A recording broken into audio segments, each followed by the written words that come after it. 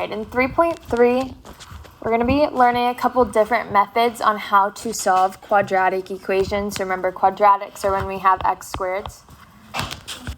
So one of those strategies is going to be to complete the square. So this says, previously you have solved equations by taking the square root of each side. This method also works when one side of the equation is a perfect square trinomial and the other side is a constant. So we can solve by using square roots when we have a perfect square trinomial, but we have to factor it first. So what are two factors of 64 that add to negative 16? Negative 8 and negative 8. So since they are the same thing, I would put it into x minus 8 squared. So I factored the left side. The right side stays the same. I haven't touched it yet.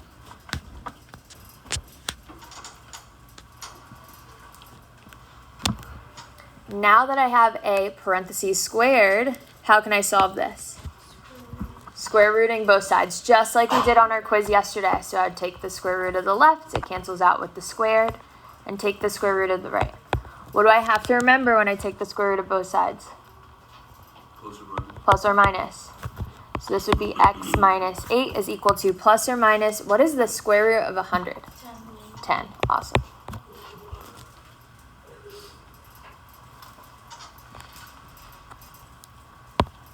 Now what can I do next? Move the 8 over, so I would add the 8 to the other side. Can I combine 8 and 10? No. Yeah, they're like terms. 10's a normal number, 8's a normal number, so I can add them together. So what do I have to do when I can combine them?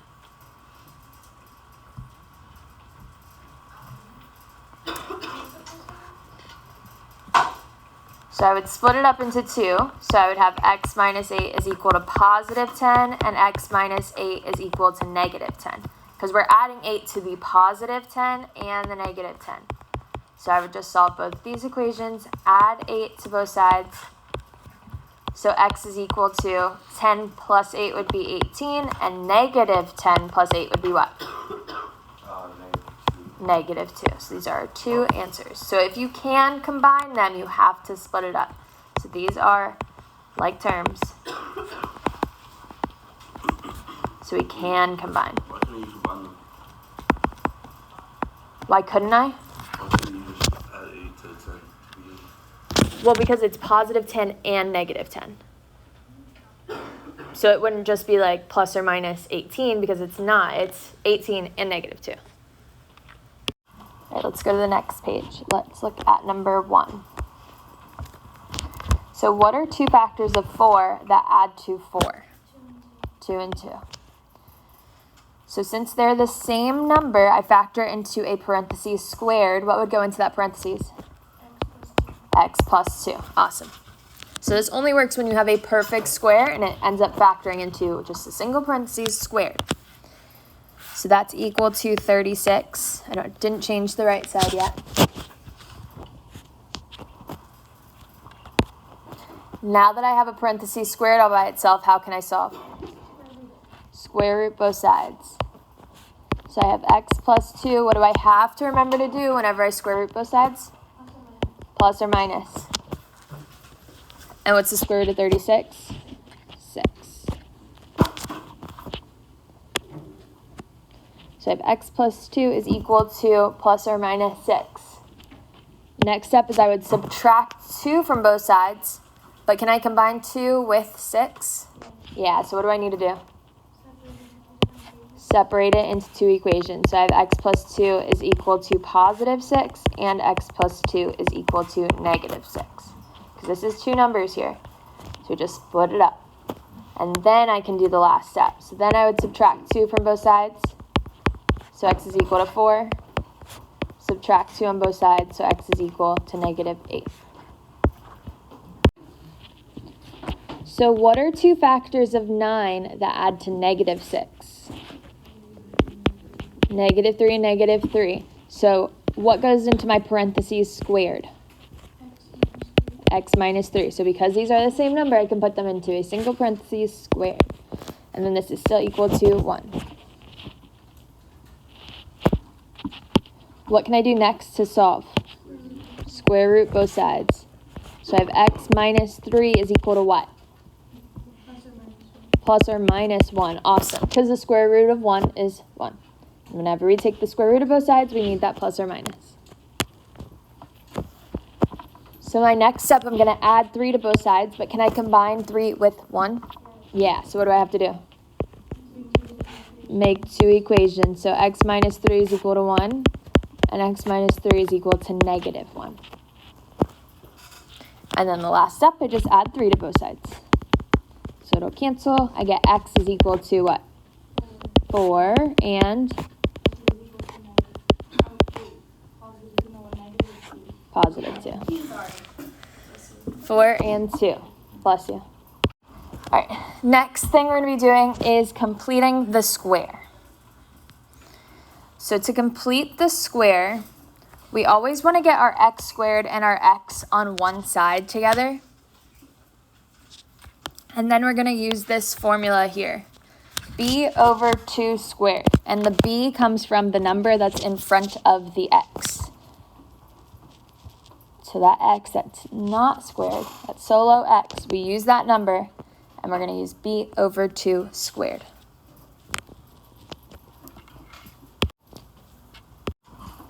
All right, example 2, we're just setting up our perfect square trinomial. So it says find the value of c that makes x squared plus 14x plus c a perfect square trinomial. Then write the expression as the square of a binomial.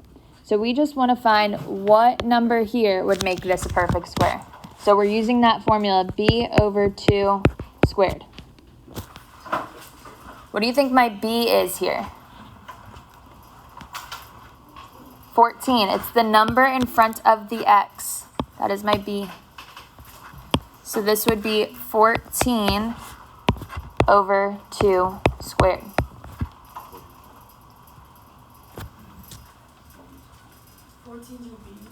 14 is my b. So it's always the number that's in front of the x. What's 14 over 2? 7. So this would be 7 squared. And what's 7 squared? 49. So 49 is my number that completes the square. So 49 would go into that C spot. So if I had x squared plus 14x plus 49, what are 2 factors of 49 that adds to 14? 7 and 7. So in my parentheses, I would have x plus 7 squared. All right, so again on the next page, we're just finding the value of c that makes the expression a perfect square trinomial and then writing the expression as the square of a binomial. So we're using our formula again, b over 2 squared. What's my b here? 8. So it's always the number that's in front of the x. So it'll be 8 over 2 squared. So it would be 4 squared. And what's 4 squared? 16. So 16 is my c. So I would have x squared plus 8x plus 16. And the second part of this question just says to write the expression as the square of a binomial. So we just have to put it into the parentheses squared. So what are 2 factors of 16 that add to 8? 4 and 4. So how would I write my next part?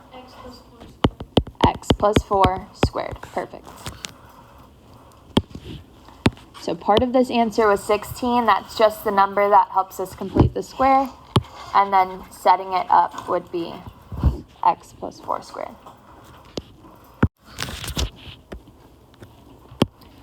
So how do I find c?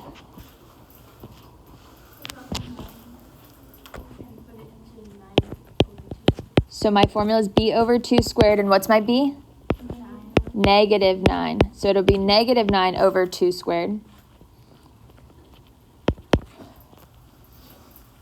Can I divide -9 by 2? No. So I'm just going to leave it as a fraction for now.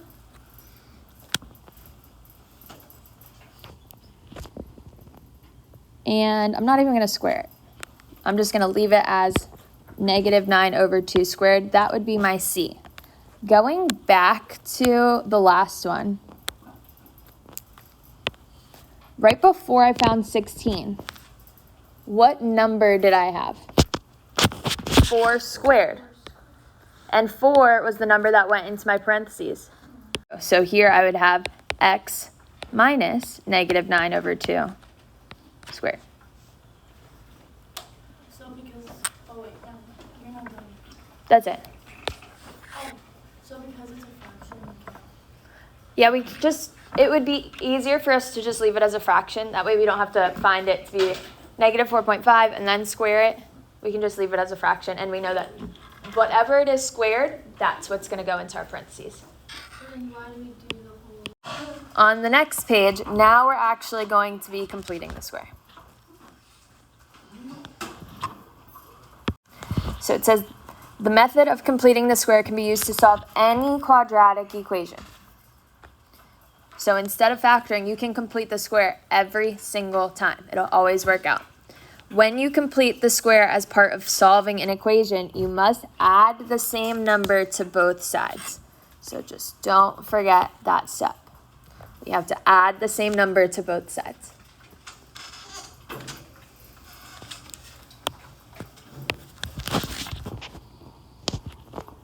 All right, so now let's complete the square. Step 1 is we just want our x's on one side and the constant on the other. So x's on one side and then the number on the other. So the constant. No. But quadratic formula also works. I think that's the next section.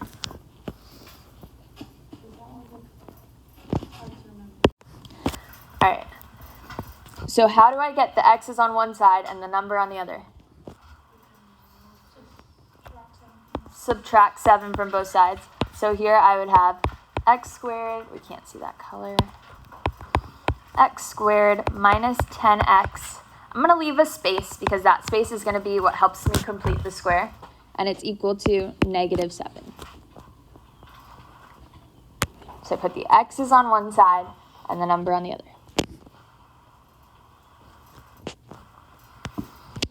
What's that little formula that I have that helps me complete the square? B over 2 squared.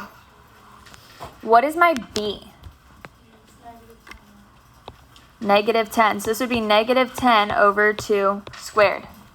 What's negative 10 over 2? 5. Negative 5. So negative 5 squared. So in my parentheses squared, what am I going to put? Awesome. So it's always whatever your squared term is here, so just x, and then the squared number here, so 5. So those go together.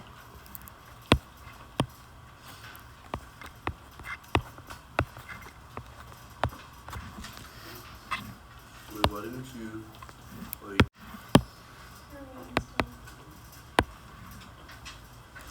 So I'm not done yet. What is negative 5 squared? 25. So I'm technically adding 25 on the left side of the equation. I pulled this number out of nowhere. I just plugged it in there. So what do I have to do to keep my equation balanced? Keep the x added side.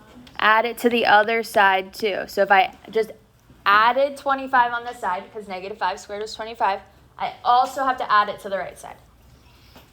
And now what is negative 7 plus 25? that would be Positive 18. All right, so now that I set it up, how can I solve? Square root both sides. Awesome. So I take the square root of the left and the square root of the right. So I'm left with x minus 5. What do I have to remember to do when I take the square root of both sides? Plus or minus, and let's see if we can simplify the square root of 18. What are 2 factors of 18? 6 and 3, and 2 factors of 6? 3 and 2. Do I have any pairs? A pair of 3s, so what comes to the outside? And what stays on the inside? Perfect. And then what's my last step? add the 5. Add the 5. So I would add 5 to both sides. Can I combine 5 and 3 square root 2? No. No. So do I have to split it up? Nope. So it would just be x is equal to 5 plus or minus 3 square root 2. All right, so looking at number 7, what's the first thing I need to do? Bring the 8 to the other side. Awesome. So I'm going to subtract the 8 over to the other side because I want my x's alone on one side and the number on the other side. So I have x squared minus 4x. I'm going to leave a space because that's where I'm going to complete the square, and it's equal to negative 8. What's that little formula that I used to complete the square? B over 2 squared. And what is my b here?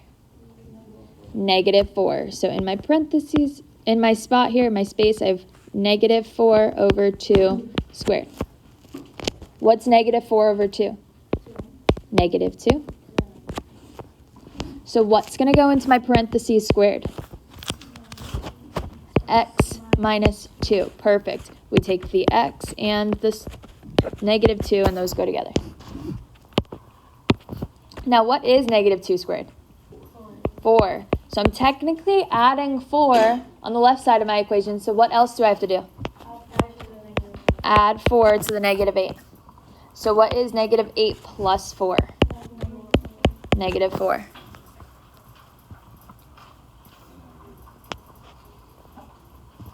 So I have x minus 2 squared is equal to negative 4. What can I do next? Square root both sides. So x minus 2 is equal to what? 2i. Perfect. Because we take out the negative and turn it into an I. And then the square root of 4 is just 2. So in the last step, I'm going to add 2 to both sides. Can I combine 2 and 2i? No. So I just leave it as 2 plus or minus 2i.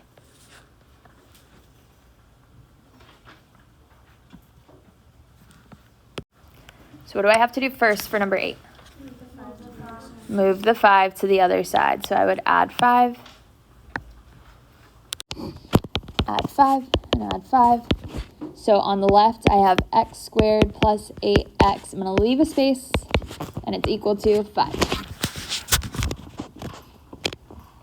Now, what's the little formula I used to complete the square? B over 2 squared. What's my b here? So 8 over 2 squared. What's 8 over 2? 4. So this is 4 squared. So what's going to go into my parentheses squared? X plus 4 squared. What should I do next?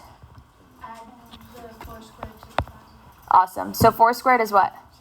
16. So if I'm adding 16 on the left, I have to add it to the right. So what's 5 plus 16? 21. What do I do next? Awesome.